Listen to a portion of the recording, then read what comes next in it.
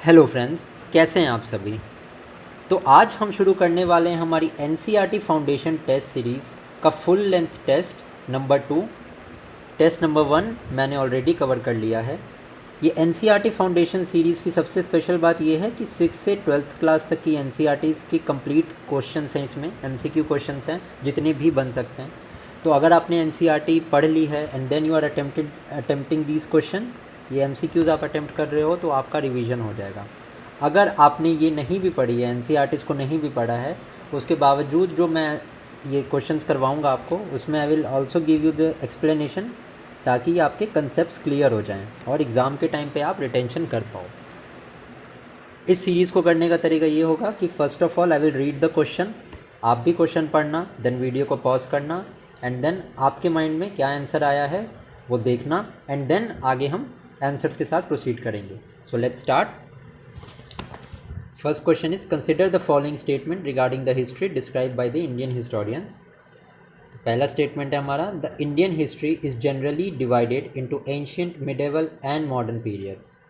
Second is this understanding of dividing history into these segments has come from the west. बिल्कुल सही बात है, Indian historians ने ancient, medieval और modern में हमारी हिस्ट्री को डिवाइड किया है। जो ब्रिटिश हिस्टोरियंस हुआ करते थे पहले के टाइम पे, उन्होंने इंटरनल रिफ्ट क्रिएट करने के लिए Hindu period and Muslim period का भी एक बाइफर्केशन दिया था, बट इसको इंडियन हिस्टोरियंस ने हमारे रिजेक्ट किया एंड हमारे इंडिया के बहुत बड़े हिस्टोरियंस आर एस शर्मा हो गए, उपेंद्र सिंह हो गए, इन सब ने बहुत ज़्यादा कंट्रीब्यूशन किया है। तो इन्होंने उसके बाद में ancient, medieval and modern periods की डेफिनेशन दी है जो हम आज तक पढ़ते हैं। Now the understanding of dividing history into these segments has come from west. बिल्कुल सही स्टेटमेंट है। वेस्ट ने पहले, मैंने बताया आपको, हिंदू पीरियड, मुस्लिम पीरियड के हिसाब से बाइफर्केशन किया था। इसी के बेसिस पे बाद में हमने अपनी अलग डिवीज़न किया। दैट इज़ वाई सी हमारा राइट आंसर है। नाउ एक मॉडर्न सोसाइटी की क्या कैरेक्टरिस्टिक्स होती है। तो मॉडर्न सोसाइटी कब बनी? मॉडर्न सोसाइटी के बेसिक टीनेट्स क्या होते हैं कि इलेक्शंस होते हैं, डेमोक्रेसी होती है, राइट्स होते हैं, ड्यूटीज़ होती हैं, सबको फ्रीडम होती है, लिबर्टी होती है।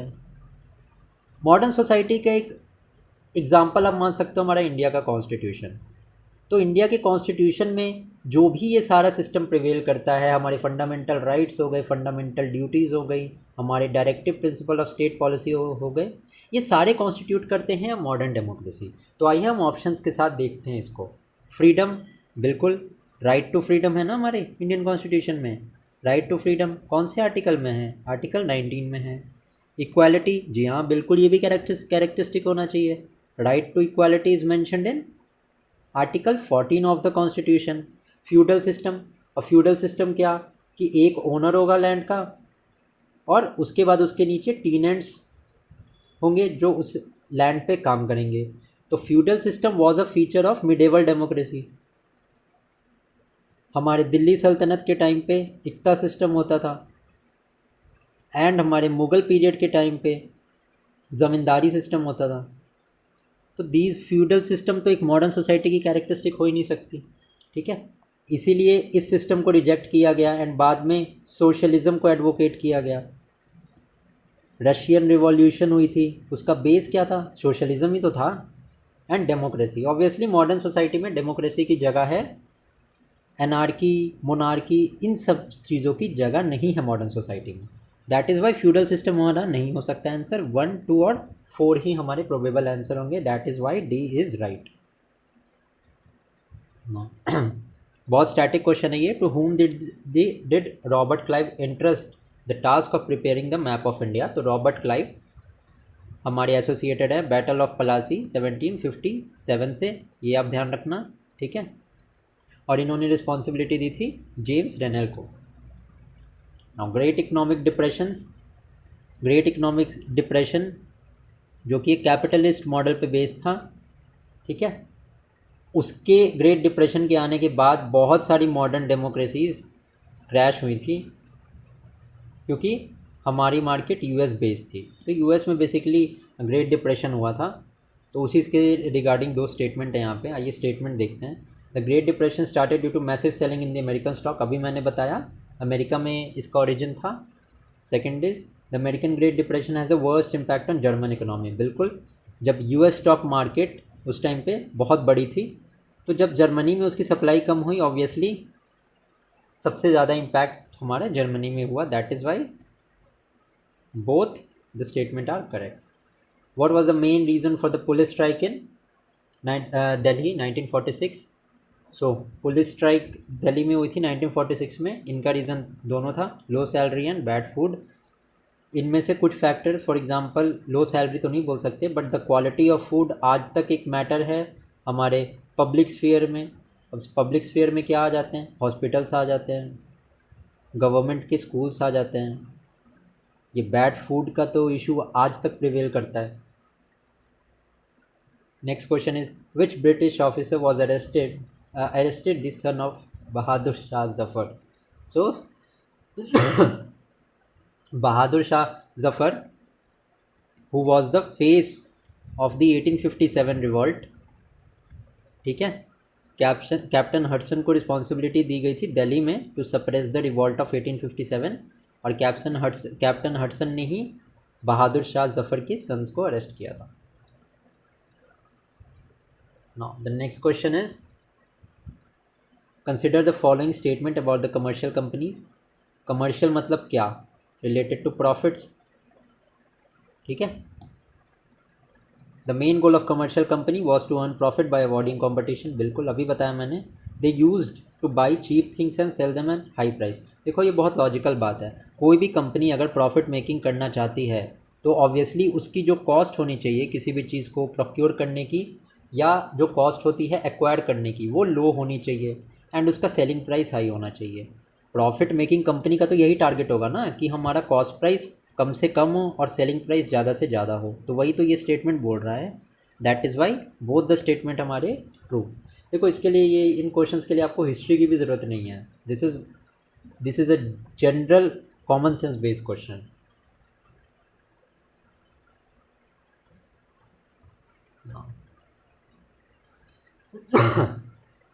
Next question is what was the main reason for the conflict between Nawab of Bengal Sirajuddaula and the company? So Nawab of Bengal, हमें पता है रॉयल फरमान मिला था, रॉयल फरमान मिला था फारूक सियार ने दिया था 1717 में, ठीक है।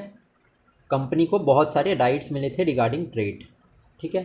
तो कंपनी उनने उन सारे दस्तखत जो कि ट्रेडिंग का परमिट था और जितने भी राइट्स मिले थे उसको बहुत ज़्यादा मिसयूज़ किया था, इस वजह से कन्फ्लिक्ट बढ़ता चला गया था, ठीक है, between the Nawab of Bengal and company. तो आइए हमारे ऑप्शंस को देखते हैं। कैप्चर ऑफ हुगली, बिल्कुल नहीं। कन्फ्लिक्ट विथ फ्रेंच, नहीं, वो तो इंग्लिश ईस्ट इंडिया कंपनी का कन्फ्लिक्ट था फ्रेंच के साथ, जिसको हम कार्नेटिक वॉर के नाम से जानते हैं। 3 कार्नेटिक वॉर हुए थे, ठीक है। Capture of revenue of Bengal, बिल्कुल नहीं। मिसयूज़ ऑफ डिक्री, जो भी पैक्ट या ट्रीटी मान लो एक तरीके से साइन हुई थी between the Nawab and the company उसको नहीं मान रही थी, क्योंकि ऑब्वियसली कंपनी का मोटिव था एक्सपैंड करना इंडिया में। That is why A is the right answer. और यहाँ पे स्टेटमेंट्स दिए हैं रिगार्डिंग सिराजुद्दौला, हमें बताने हैं कौन सा स्टेटमेंट इसमें से सही है। After the death of Murshid Quli Khan, Sirajuddaula became the Nawab of Bengal. Second statement है there was a dispute regarding revenue between British and Sirajuddaula, बिल्कुल सही। Sirajuddaula for the battle of Plassey with Robert Clive in 1757, बिल्कुल सही है। ये हमारा गलत है। मुर्शिद कुली खान के इमीडिएटली बाद सिराजुद्दौला हमारे नवाब ऑफ बंगाल नहीं थे। That is why 2 and 3 is right. Now 10th question है what were the main reasons for Sirajuddaula's defeat? अब इंग्लिश की तो पॉलिसी थी भैया डिवाइड एंड रूल की, तो जो नवाब का जो गुट था, या नवाब का जो फैक्शन था, ठीक है, उसमें इंग्लिश ने फूट डाल दी थी, ठीक है। फूट डालने के बाद नवाब सिराजुद्दौला के कमांडर मीर जाफ़र ने कंस्पायर कर लिया था अगेंस्ट द नवाब, तो वो आर्मी लेके पहुंचा ही नहीं जब a war was fought between the Nawab of Bengal and English East India Company. That is why treachery of Commander Mir Jafar is the right answer. अभी यहाँ पे हमें स्टेटमेंट दिए हैं रिगार्डिंग बैटल ऑफ पलासी, ठीक है. Consider the following statement in the context of the circumstances arising after battle of Plassey. Battle of Plassey 1757 के बाद क्या हुआ? The company did not take over the administration of Bengal because its main objective was to expand trade. Sirajuddaula was killed and Mir Qasim became the Nawab of Bengal. जी नहीं, Mir Qasim nawab of Bengal नहीं, मीर जाफ़र, ठीक है, नवाब of Bengal बने थे. And administration to some extent अपने हाथ में लिया था कंपनी ने. That is why one option is correct. Incorrect to हमारा फॉल्स स्टेटमेंट हमसे बोला है, तो फॉल्स स्टेटमेंट इज़ सेकंड. पहला तो हमारा बिल्कुल सही है क्योंकि कंपनी का तो अल्टीमेट ऑब्जेक्टिव था to expand their territory in India. यहाँ पे फॉल्स स्टेटमेंट बोला है हमें, तो फॉल्स स्टेटमेंट हमारा ये तो गलत ही हो गया क्योंकि मीर जाफ़र नवाब ऑफ बंगाल बने थे and the first statement is सही. तो false statement is 2 only. 12th question is who was the Nawab of Bengal at the time of battle of Buxar 1764. तो मीर सिराजुद्दौला के बाद सीधा मीर जाफ़र हमारे इंस्टीट्यूट हुए थे, इंग्लिश ईस्ट इंडिया कंपनी ने मीर जाफ़र को नवाब ऑफ बंगाल बनाया. तो जब बैटल ऑफ बक्सर हुआ उस टाइम पे भी हमारे मीर जाफ़र ही नवाब ऑफ बंगाल थे. नाउ स्टेटमेंट्स है regarding battle of Buxar. The battle of Buxar took place only between the British and the Mir Qasim, and after the battle of Buxar the Mughal emperor gave the civil and criminal rights of the Bengal to company. Now इस question में basic principle क्या है? ये तो गलत है हमारा क्योंकि only British and Mir Qasim नहीं था यहाँ पे. मुगल एम्परर शाह आलम टू और नवाब ऑफ अवध शुजाउद्दौला ये भी थे. तो 3 लोगों ने कलेक्टिवली फाइट किया था against British. That is why this movement battle of Buxar is known to be a watershed movement in history, क्योंकि after this battle of Buxar the British became the supreme power. और एंड हमें ये पता चल गया कि इंडिया को अब आने वाले कुछ टाइम तक कौन रूल करने वाला है.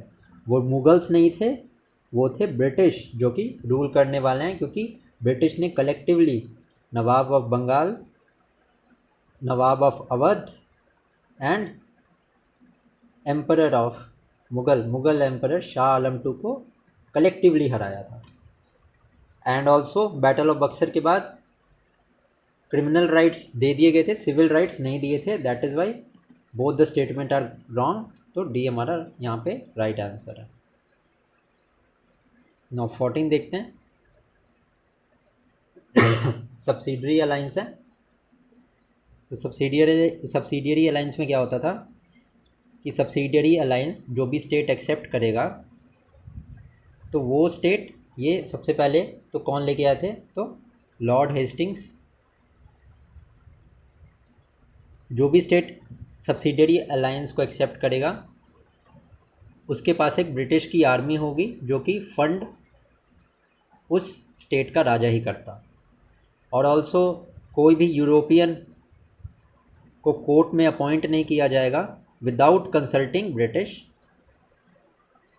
मेनली सब्सिडियरी अलायंस का एम था जो फ्रेंच एक्सपैंड कर रहे थे उनको रोकना.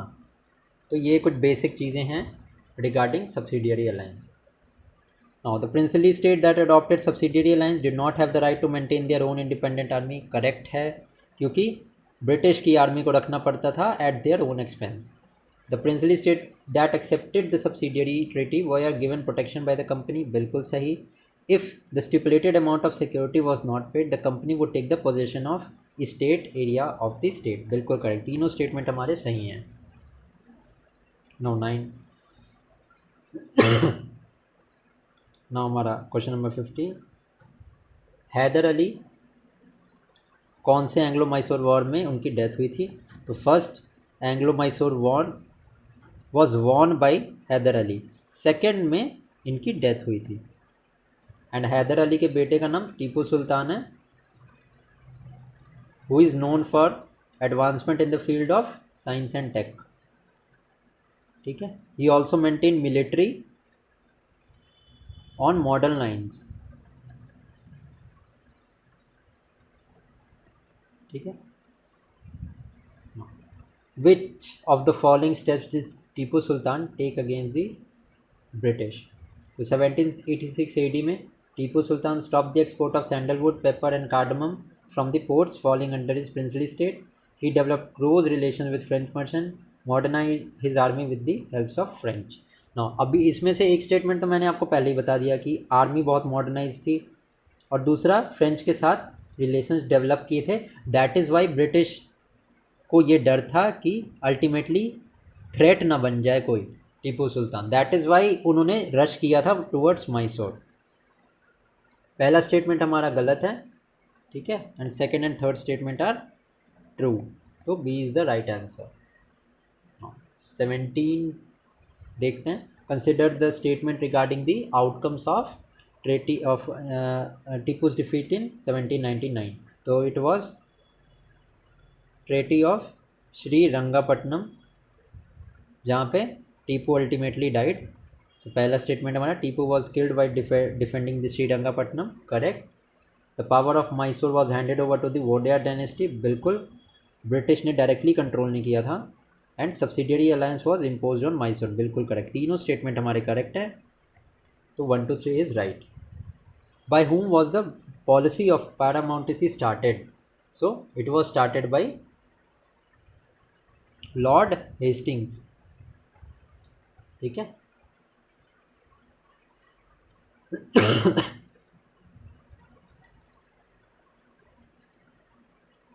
Question number 19, following statement regarding Rani Chennamma. तो Rani Chennamma belong to Karnataka, true. Rani Chennamma was the first ruler to lead a non-violent movement against the British. And the third statement is she was arrested in 1824 and died in jail in 1829. अभी देखो यहाँ पे second statement का answer अगर नहीं भी पता है ना, तो ये देख लो फर्स्ट रूलर है, ठीक है। तो ये स्टेटमेंट को थोड़ा एक्सट्रीम बना देता है, which is in most of the cases 60% to 70% of the cases में the statement is wrong. That is why हम 1 and 3 यहाँ पे मार्क करेंगे, जो हमारा आंसर भी है। सिंध के आमिर्स होते थे, एंड ब्रिटिश कंपनी ने कब एक्वायर किया सिंध को? तो सिंध वॉज एक्वायर्ड इन 1843। और ये सब्सिडियरी अलायंस है हमारा। तो सब्सिडियरी अलायंस, एक second,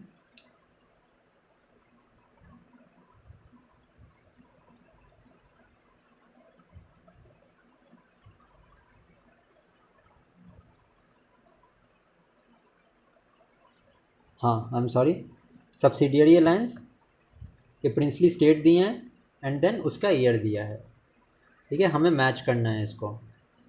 so Satara was acquired इन 1848, संबलपुर इन 1850। ये दो तो मुझे पता है, तो बी एंड ए देखेंगे किधर से शुरुआत हो रही है, बी एंड ए, हाँ 2 ऑप्शन मिल गए हमें, this is the right answer. Now the next question is, consider the following statement regarding the annexation of Awadh.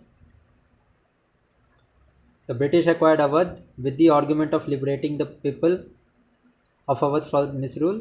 Subsidiary treaty was imposed on Awadh in 1801. The people were upset with the Nawab of Awadh, hence they did not oppose the acquisition on large scale. ठीक है, 1801 में treaty impose नहीं हुई थी, 1856 में हुई थी subsidiary treaty impose. Also Awadh को एक्वायर्ड सब्सिडियरी अलायंस से नहीं किया गया था, बट इसको एक्वायर किया गया था on account of miss administration, कि वहाँ के रूलर सही से काम नहीं कर रहे हैं।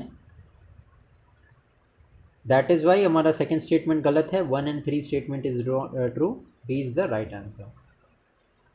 विच of the following were the characteristics of judicial system implemented by the governor general Warren Hastings. So governor Warren Hastings became the first governor general, ठीक है, in the year 1773 by the regulating act. Now statements देखते हैं हम। 2 courts were created in every district, criminal and civil court, बिल्कुल correct.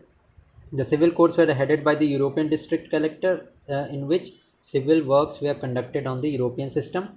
And the third statement is criminal court were still under Qazi and Mufti, but they too worked under the supervision of the collector. ठीक है. So यहाँ पे हमारा second statement गलत है, 1 and 3 statement सही है, B is the right answer.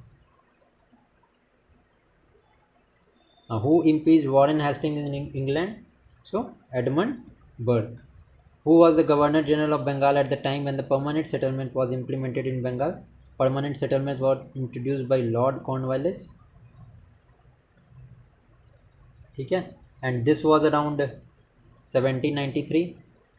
तो हमारे क्लाइव तो हो नहीं सकते, कॉर्नवालिस नहीं थे, हेस्टिंग्स नहीं थे, ये 1773 के अराउंड थे, तो बचा lord Wellesley is the right answer. False statement हमें बताना है regarding permanent settlement. Initially the company got the benefit of permanent settlement but later they got less profit than the landlord. कभी ऐसा नहीं हुआ. कंपनी का मेन मोटिव ही था पैसा कमाना. ठीक है. तो कंपनी कभी इस पोजीशन में गई नहीं कि कंपनी को लॉस होने लगा हो. तो ये स्टेटमेंट हमारा फॉल्स है. Due to high amount of permanent settlement zamindari of many landlord was taken away due to their failure to pay the revenue. ठीक है. And the third statement is the system prove to be operative for the farmers because of the lagaan was very high and the rights of the land were not secure. ठीक है. False statement हमें बताना है, तो तीनों statement हमारे correct हैं. None of these is the right answer. Now 27. Who was the governor of the Bengal at the time of implementing of Mahalwari system? Thomas Roe and Hector Munro brought out the Mahalwari system, in which the गांवों were named as महल्स, जो कि collectively tax पे करते थे. ठीक है. तो जिस टाइम पे इंट्रोड्यूस्ड हुई, lord Hastings was governor general of Bengal. Mahalwari statement system के रिगार्डिंग स्टेटमेंट है. Alexander Read applied it for the first time. गलत है, अभी बताया. Thomas Roe and Hector Munro. 1 हमारा यहाँ गलत हो गया, यहीं से हमें आंसर आ गया. 2 only is the right answer. ठीक है. अभी मैंने बताया the arrangement was made with the mahal which was a group of village. Correct. 3 statement हमारा रॉन्ग है. Now Ryotwari system was brought out by Alexander Read. The statement is Alexander Reed implemented the system. Correct है. Arrangement for collecting land revenue were made directly from the rats rather than from any institution or landowners. देखिए permanent settlement में there was a middle man. ठीक है. उसके बाद British को समझ आया कि मिडिल मैन बहुत ज़्यादा प्रॉब्लमेटिक है. That is why they brought out 2 more system, that is Mahalwari and Ryotwari. इन दोनों में middle man was eliminated completely. So हमारा C is the right answer. Indigo rebellion कब हुआ? इंडिगो रिबेलियन हमारा हुआ 1859 में. Which of the following tribal groups were not cattle herders? इनमें से कौन सा कैटल हर्डर नहीं थी? तो बायगाज, ये छत्तीसगढ़ के हैं. ठीक है. These where not cattle herders. Question number 32. Colonial rule had the following effects on the life of tribal. The tribal chiefs were stripped of their ownership rights and administrative power and were forced to obey the rules made by the British authority. Yes, this is right. नहीं, ये wrong है statement, क्योंकि उनको ownership से directly हटाया नहीं गया. Tribal chiefs को कुछ ना कुछ responsibility at lower level was given. ठीक है. Now, efforts were made to force the nomadic farmers to live at one place. Yes. Second statement is correct. First statement is wrong. That is why only 2 is the right answer. हमें rebellions को match करना है. Santhal rebellion occurred just before 1857 का revolt, तो इसका A होगा. कोल revolt हमारा happened in 1931. Worli rebellion 1940 and Bastar rebellion in 1910. So C is the right answer. Birsa Munda revolt 1899. Birsa Munda was in favor of reform in the society. He advised the youth to stay at one place and do farming, live in groups and stay away from drinking alcohol. बिल्कुल correct. They used to wear sacred thread and laid emphasis on purity and kindness. बिल्कुल correct है. 34 का हमारा C is the right answer. Now question number 35 देखते हैं. Which governor general decided that Bahadur Shah Zafar would be the last Mughal emperor? अब बहादुर शाह जफर कब थे? 1857 के रिवॉल्ट के टाइम पे थे ना. He was the face of the revolt. और 1857 1858 में the act of good governance आया जिसमें कि वॉइस रॉय हमारे बने. तो वॉइस रॉय पहले कौन थे? लॉर्ड कैनिंग, क्या कहते हैं, लॉर्ड कैनिंग तो थे. तो बी हमारा राइट आंसर होगा. Which of the following steps were taken by the company to promote Christianity in the name of reformation? After 1830 the company gave permission to the Christian missionaries to acquire land and property. In 1850 a new law was made in which there was a provision that if an Indian person adopts Christianity he will get the same rights on the ancestral property as before. बिल्कुल सही, दोनों statement हमारे सही हैं यहाँ पे. Now 37 the day on which Mangal Pandey was hanged. So the day was 8th April 1857. Now question number 38. नाना साहब हमारे कानपुर के थे. Rani Lakshmibai was from Jhansi. बिरजिस कदर हमारे लखनऊ के थे. And Rani Avantibai Lodhi was from Rajgarh. That is why 38 का हमारा D will be the right answer. Rebels के रिगार्डिंग स्टेटमेंट दिया है. We have to tell the true statement. Bahadur Shah Zafar was exiled along with his wife to a prison in Rangoon when he died in 1861. The next is in 1858 Rani Lakshmibai attained martyrdom while fighting for the British. बिल्कुल correct. Tatya Tope while living in the forest of central India continued waging guerrilla warfare with the help of tribal and farmer. देखिए second and third statement तो already हमारा correct है, ठीक है. And ये 1861 में नहीं था, 1862 में था. That is why one statement wrong है. बहुत ज़्यादा फैक्चुअल है. बस एक मोटी मोटी चीज़ याद रखना कि बहादुर शाह को हटा के दिल्ली से रंगून में रखा गया था on a basic pension.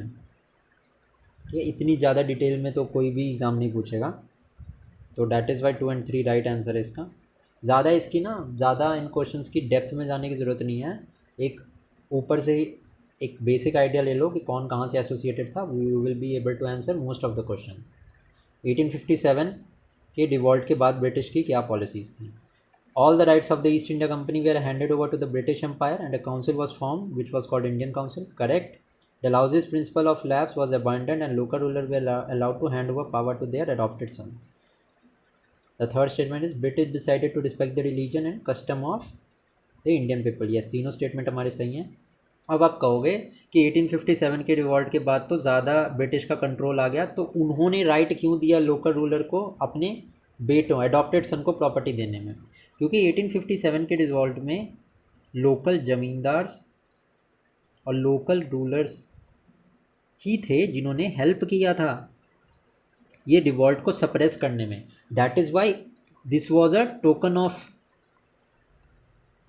Of gift to the landowners. और ये भी 1858 के एक्ट में कहा गया था कि हमारा एक्सपेंशन अब नहीं बढ़ेगा, हम अपने एलाइज़ के साथ चलेंगे. और ये एलाइज़ और कोई नहीं, यही थे, लोकल रूलर्स थे और ज़मींदार्स थे. इन्होंने हेल्प किया था ब्रिटिश ईस्ट इंडिया कंपनी को रिवॉल्ट को सप्रेस करने के लिए. तो डी हमारा राइट आंसर है. एशियाटिक सोसाइटी ऑफ बंगाल किसने फॉर्म की? तो it was during Warren Hastings. ठीक है. Now the next question is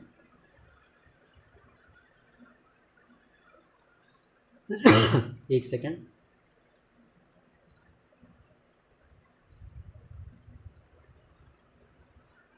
Now the next question is during the reign of which governor general was the Hindu college established at Banaras? तो Hindu college eight Banaras किसके rain में establish हुआ था? ये establish किया था जोनाथन डनकन ने. ठीक है. During Lord Cornwallis. Now English education act was passed on the McClay minutes, तो ये कब हुआ था? 43 का राइट आंसर हमारा 1835 में Macaulay minutes was found. Now question 44, Wood's dispatch 1854, Wood's dispatch policy paper argued for the upliftment of the moral character of the Indian through European education. The second statement is, on the basis of Wood's policy paper, a government department was formed in 1854 so that the government could control all the matters related to education. In this document, one practical benefit of English education was mentioned in the economic field only. ठीक है, बहुत in depth question है, इसके provisions एक बार याद रख लेना। वो याद इसलिए रखना क्योंकि इसका करेक्ट आंसर डी है। Mahatma Gandhi's views on education हमारे क्या थे? So Mahatma Gandhi was against English education, बिल्कुल सही। वर्नाकुलर लैंग्वेज को हमेशा वो प्रमोट करते थे एंड रूरल इकोनॉमी पे वो ध्यान देते थे। According to him, English education would make Indians handicapped and cut them off their social environment. According to him, the acquiring the liability to read and wrote is not education. बिल्कुल हमारे तीनों statement is right. Statements are true regarding Tagore idea on education. तो Tagore idea क्या था education का? ये तीनों statement हमारे करेक्ट हैं। That is, he was not happy with the English education system, creative education पे उनका बिलीव था, and he wanted to combine the best element of modern and western civilisation and Indian tradition. D हमारा right answer है। Sati means what? Sati means वो जो हमेशा अपने husband का कहना माने, दैट इज़ ओबीडियंट वुमन, सदाचारी। Raja Ram Mohan Roy is also known as father of Indian renaissance, ठीक है। वॉज द फाउंडर ऑफ आत्मीय सभा 1812 में, ब्रह्मो समाज इन 1828 में, ठीक है। तो he is known as father of Indian renaissance. He was founder of Brahmo Samaj in from ब्रह्मो सभा इन कोलकाता, ठीक है, बिल्कुल right. He was in the favour of spread of education, western education, बिल्कुल। He demanded a law in favour of widow remarriage in support of widowed women, ये गलत है। विडोरी marriage को support किया था ईश्वर चंद्र विद्यासागर ने, 1856 में ये एक्ट आया था, लॉ बना था। दैट इज़ वाई हमारा थर्ड स्टेटमेंट गलत है। C is the right answer. 49 question, Who started the initiative of social reform by citing Asian texts? Raja Ram Mohan Rai. Widow Remarriage Act was passed during the reign of which Governor General? अभी मैंने बताया 1856 के around में ये पास हुआ था, ठीक है। देन 1856 1858 के अराउंड में, and then the governor general was lord Canning. Now open education for school, यहाँ पे हमें ये बताना है कि कौन सा किस एरिया से रिलेटेड है। Now Ishwar Chandra Vidyasagar was related to Kolkata, Jyotiba Phule from Maharashtra. तो बी ए हमारा करेक्ट ऑर्डर है, बी ए, ठीक है। Arya Samaj, Arya Samaj, it was based in Punjab, तो B A C is right. तो हमारा D is the correct sequence. 52 देखते हैं। Tarabai Shinde published book names Stri Purush Tulana, बिल्कुल करेक्ट है। Pandit Ramabai wrote a book on the plight of Hindu women of almost all caste present in Hinduism. देखो all दे के ये एक्सट्रीम बना दिया स्टेटमेंट को, ठीक है। अगर एक भी लिखा होगा किसी और पे, या शेड्यूल कास्ट या शेड्यूल ट्राइब या किसी और दलित के सेक्शन पे लिखा होगा, ठीक है, तो ये तो क्वेश्चन सीधा ही ये स्टेटमेंट गलत हो जाएगा। दैट इज़ वाई ए हमारा राइट आंसर है। Now the next question is 53, child marriage prohibition act was passed in 1929। Paramhansa Mandali formed for the work of caste abolition was formed in 1840. Which of the following statement regarding caste reform movement? Satnami movement was started by Ghasidas in Western India. No, Satnami movement started in northwestern region of Punjab. In East Bengal, the Matua sect of Hiradas Thakur worked among the Chandal cultivators. बिल्कुल सही, हमारा B statement ही सही है। 56 is whose statement? Oru jati, oru matam, oru devam, manushyanum. One race of one humanity, one religion and one God. Shri Narayana Guru, he was the founder of SNDP movement. Question 57 देखते हैं। Gulamgiri was a book written by Jyotiba Phule in the year 1873। Prarthana Samaj was established in Mumbai in the year 1867। Arms act हमारा कब pass हुआ था? So it was passed in 1878। Ilbert bill क्या था? Ilbert bill हमारा 1883 में आया था, in which a provision was कि इंडियन जजेस कुड ट्राई आउट यूरोपियंस। ठीक है, तो 60 का इसका कोई लेना देना नहीं था न्यूज़पेपर से, तो only one statement is right. Now 61 देखते हैं। इस्टेब्लिशमेंट ऑफ कांग्रेस 1885 में A.O. Hume under the presidentship of Surendra Nath Banerjee ये इस्टेब्लिश हुआ था। ठीक है, तीनों स्टेटमेंट हमारे सही हैं। Who was the first to demand swaraj? सबसे पहले कौन थे जिन्होंने डिमांड की थी स्वराज की? दे वर the extremist Bal Gangadhar Tilak, Lala Lajpat Rai etcetera we are the extremist leader. What was the reason given behind the partition of Bengal? Partition of Bengal 1905 में हुआ था बाय लॉर्ड कर्जन। अब कोई चोरी कर रहा है तो वो ये थोड़ी बोलेगा कि वो चोरी करेगा, तो क्या रीज़न दे सकते हैं? वो यही दे सकते हैं कि हम एडमिनिस्ट्रेशन से, भाई बंगाल बहुत ज़्यादा बड़ा है, हम उसको कंट्रोल नहीं कर पा रहे हैं, तो इसलिए हम विभाजन कर रहे हैं। तो क्या था reason? Administrative convenience. What major ideas emerged from the Russian Revolution that took place in 1917 and spread throughout the world? अभी मैंने थोड़ी देर पहले ही आपको जब आइडिया दिया ना कि सोशलिज्म की शुरुआत हुई थी 1917 में रशियन रिवॉल्यूशन से, तो idea of socialism is right. 65 question अगर हम देखें, पब्लिक पार्टिसिपेशन में इंक्रीज़ क्यों हुआ नेशनल मूवमेंट में आफ्टर 1919? तीनों स्टेटमेंट इसके सही हैं, D is the right answer. Rowlatt act का क्वेश्चन है। रॉलेट एक्ट के क्वेश्चन में सी राइट आंसर है, दोनों स्टेटमेंट हमारे सही हैं। क्वेश्चन नंबर 67 में नॉन कॉपरेशन मूवमेंट के भी तीनों स्टेटमेंट देख लेना, इसके तीनों सही हैं। अकाली मूवमेंट क्या था? अकाली मूवमेंट ऑफ सिख्स इन पंजाब। देखिए, सबसे पहले ये जो अकाली मूवमेंट हो गए या फरियाजी मूवमेंट हो गए, ये ना सोशियो कल्चर रिफॉर्म मूवमेंट थे कि हमें अपने समाज में सुधार करना है। धीरे धीरे they turn out to be political. ठीक है ना, धीरे धीरे पॉलिटिकल बनते गए। तो इसका क्या था? With the help of British removing the corrupt mahant of sitting in the gurdwaras. B इसका राइट आंसर है। पूर्ण स्वराज आंदोलन 1925, Lahore session presided over by Jawaharlal Nehru. ठीक है, passed under the chairmanship of SC Bose, गलत है।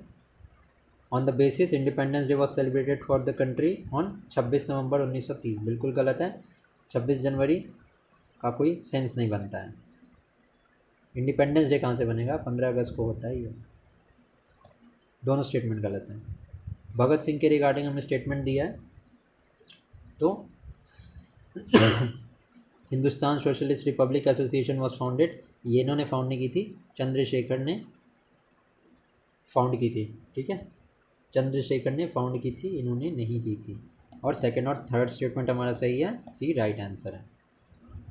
71 नेशनल मूवमेंट के रिगार्डिंग हमसे पूछा है, तो हमारे यहाँ पे दोनों ऑप्शंस सही हैं, इसको देख लेना। In which year did the Muslim League pass a resolution demanding an independent state? सबसे पहला 1940 में मुस्लिम लीग ने ये अनाउंस किया था। सुभाष चंद्र बोस के रिगार्डिंग क्वेश्चन है, was a leader with socialist ideas and he led Azad Hind Fauj 1941। ठीक है, दोनों सही हैं। Direct action day Muslim League ने मनाया for a separate nation called Pakistan, ये कब मनाया था? 16 अगस्त 1946 को। 75 में मोंटेस्क्यू के रिगार्डिंग स्टेटमेंट है, दोनों स्टेटमेंट सही हैं, दोनों statement is the right answer. National assembly of France के रिगार्डिंग करेक्ट स्टेटमेंट कौन से हैं? तो थर्ड स्टेटमेंट हमारा गलत है, फर्स्ट एंड सेकंड सही है। नेशनल एंथम ऑफ फ्रांस, ये अब एब्सर्ड क्वेश्चन हैं, इनको ज़्यादा ध्यान देने की ज़रूरत नहीं है। दोनों स्टेटमेंट सही है, इसको एक बार स्टेटमेंट पढ़ लेना। ये कोई क्वेश्चंस नहीं है, ये तो बस क्वेश्चन बनाने के लिए बना दिया है, एग्ज़ाम पॉइंट ऑफ व्यू से इनका रेलिवेंस नहीं है। And I am damn sure about this कि इस तरीके के क्वेश्चन एग्ज़ाम में नहीं आएंगे। और 78 में 1 2 3 ये तीनों सही हैं। ब्लडी संडे 79 ये भी absurd क्वेश्चन है, पहला स्टेटमेंट गलत है, only 2 second statement is right. What plan did American government make to get Germany out of the economic crisis, तो उस प्लान का नाम क्या था, दावेज प्लान था। Roosevelt plan was for USA. मूल्य प्रवाह गाइडलाइंस के रिगार्डिंग क्वेश्चन है, 81 का हमारा करेक्ट आंसर क्या होगा यहाँ पे, तो 81 का ए होगा। 82 primary objective of bio imaging bank, तो correct answer is to store high quality biological images for research purposes. Let's come to question number 83, counter drone system से रिलेटेड क्वेश्चन है, only 2 statements are right. PDF में दे दूंगा इसकी, question की भी and solution की भी, वहाँ से देख लेना। भारतीय न्याय संहिता के रिगार्डिंग क्वेश्चन है, बस पहला स्टेटमेंट सही है, सेकंड गलत है। For which one of the following serial is India largest producer and exporter, तो ये याद रखना मिलेट का लार्जेस्ट प्रोड्यूसर एक्सपोर्टर है, वीट में सेकंड है, राइस में भी सेकंड है, सोरगम में भी बाद में आता है। 85 का हमारा नहीं, एक सेकंड, यहाँ पे लार्जेस्ट प्रोड्यूसर एंड एक्सपोर्टर, हाँ चाइना को इंडिया ने पीछे छोड़ दिया है, राइस होगा।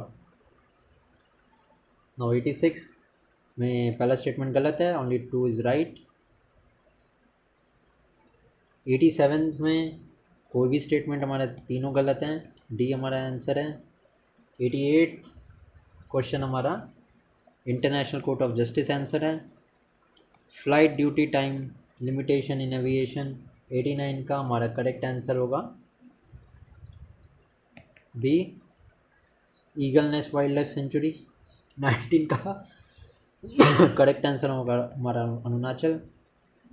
प्राइम मिनिस्टर कौन बनी है 4th कॉन्जिक्यूटिव टाइम, तो शेख हसीना बनी है, अब ये हट गई हैं रिसेंट, जब मैं ये वीडियो रिकॉर्ड कर रहा हूँ तब ये हट चुकी हैं। And Mohammad Yunus Nobel prize winner हैं बांग्लादेश के, ये अभी प्रेजेंट में इंटरिम प्राइम मिनिस्टर हैं बांग्लादेश के। फर्स्ट डार्क स्काई पार्क किधर है, तो इट इज़ इन, बताओ किधर है, पेंच टाइगर रिजर्व, लद्दाख में भी है, फर्स्ट बना था डार्क स्काई रिजर्व। तो 93 का करेक्ट आंसर हमारा थर्ड स्टेटमेंट रॉन्ग है, 1 2 सही है। 94 में हमारा सेकंड स्टेटमेंट गलत है, 1 and 3 is the right answer. 95 में हमारा तीनों स्टेटमेंट सही हैं, 1 2 3 डी आंसर होगा। अब यहाँ पे इस स्टेटमेंट में जो भी दिया है करेक्ट आंसर इज लेंटिल्स। और 97 का करेक्ट आंसर वुड बी, पहला स्टेटमेंट खाली सही है, सेकंड गलत है। Krishna Godavari basin deep project in the bay of Bengal is operated by, it is operated by ONGC। National youth festival कहाँ इनॉग्रेट हुआ था, नासिक में हुआ था। And Milan 24 exercise held in Visakhapatnam. तो इसी के साथ we have finish the full and test second. थोड़े टाइम में I will upload the test 3। Thank you.